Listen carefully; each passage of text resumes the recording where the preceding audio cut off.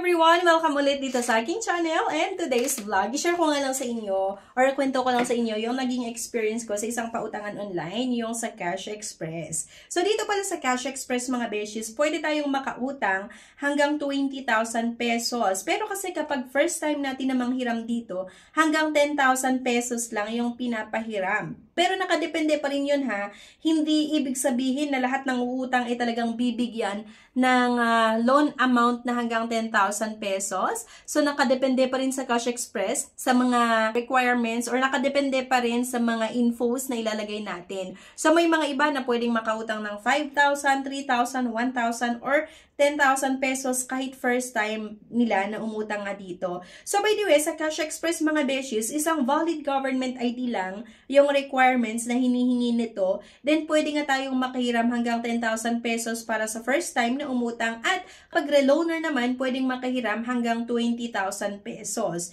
Pero yun nga po mga beshies, sa mga nagtatanong kung paano yung interest and processing fees ng Cash Express, actually, kung tatanungin nyo nga ako sa interest and processing fees, medyo mas mataas pa rin naman talaga yung interest at processing fees ng Cash Express. Kaya lang kasi dito ay napakabilis yung pag-process nila ng loan application at nag-o-offer siya ng mas mahabang loan terms. So itong Cash Express, pwedeng maaprubahan yung loan application ng 5 to 15 minutes lang.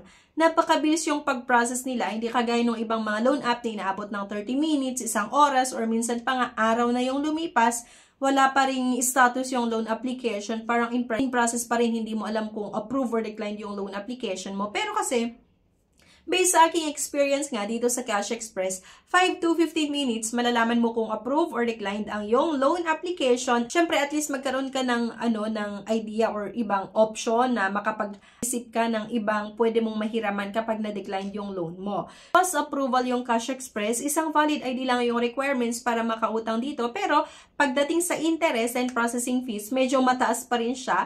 Pwede siyang i-compare sa iba't ibang mga loan app na makikita natin sa Google Play Store, sa App Store, or sa App Gallery. Medyo mataas yung interest, yung mga charges niya, yung fees. Pero sa payment terms, nag-o-offer naman siya ng mas mahaba. Kaya lang kasi, kapag mahaba, kapag pinili mo yung 3 months or 9 months na loan terms, kung kailan mo bayaran yung utang mo, asahan mo na yung mga charges niya or yung mga fees, talagang doble-doble din or malaki din talaga yung mga charges and fees niya. Pero, kapag piliin mo yung short term lang siya, ay mas mababa yung interest niya compared doon sa mahabang payment terms na pinili mo.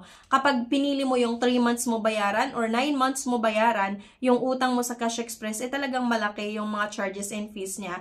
Pero kapag pinili mo yung, yung short term lang, ilang araw lang, babayaran mo na yung utang mo, para maiko-compare lang natin yung mga interest and charges niya sa ibang mga loan app sa Google Play Store and sa App Store. So, ganun siya. Pero ang nagustuhan ko lang kasi dito, yung alam mo, yung sobrang fast approval na 5 to 15 minutes, malalaman mo agad yung status ng loan application mo kung approve or declined. At kapag na-approbahan yung loan application mo, pinapadala din nila agad-agad sa kung saan mo gustong matanggap yung loan proceeds. Diba? So, yun lang naman. And sa mga nagtatanong nga, kung paano daw yung Cash Express halimbawa nakabayad na ng utang, then gustong mag-reloan, pangatlo, pang-apat na loan, maaprubahan pa daw ba?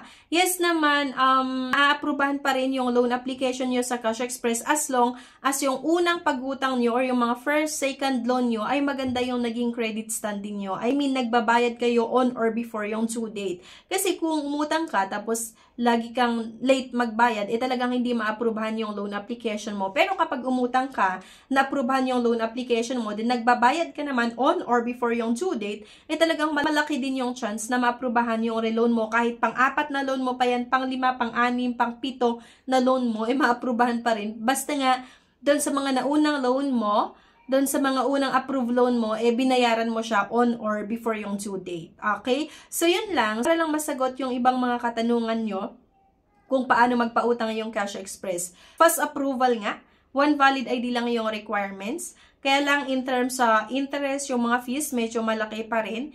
Pero, yun nga lang yung nagustuhan ko, fast approval, then pinapadala nila agad yung pera sa kung saan mo gustong matanggap yung loan proceeds kapag na-approvehan yung loan application mo. Pero disclaimer lang mga beses ko ha, hindi ko kayo ina-encourage nga na umutang dito sa Cash Express. Nasa sa inyo pa rin yung decision kung utangan nyo ito or hindi. So, ang video na ito ay para sa mga nagtatanong kung paano magpautang ang Cash Express. So, sabi ko nga, isang valid ID lang yung requirements.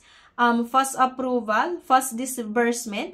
Kaya lang pagdating sa interest, yung mga charges niya medyo malaki pa rin. Pagdating sa payment terms, nag-offer ito ng short term at mahabang long terms. May 3 months, may 9 months pa nga yung iba. Kaya lang kasi pag pinili mo nga yung mahabang terms, talagang asahan mo na doble-doble din yung charges niya. Okay? So, nasa sa inyo pa rin yung decision mga beshes kung uutang kayo dito sa Cash Express. So, ilalagay ko na lang din yung link sa comment section and sa description below. So, pwede nyo i-click yung link na yon para i-explore nga itong Cash Express, yung website nila, yung site nila. And kung sa tingin mo okay, then go. Pero kung sa tingin mo hindi siya okay sa'yo, then please lang wag mo nang utangan para hindi ka na rin ma-stress. Hindi na rin dagdag sa inyong iisipin pagdating ng due date mo. Okay? So, thank you guys for watching. Please don't forget to click the subscribe button. Sana i-like nyo din po yung video at huwag nyo kalimutan na i-share. Thank you at see you sa aking next vlog. Bye!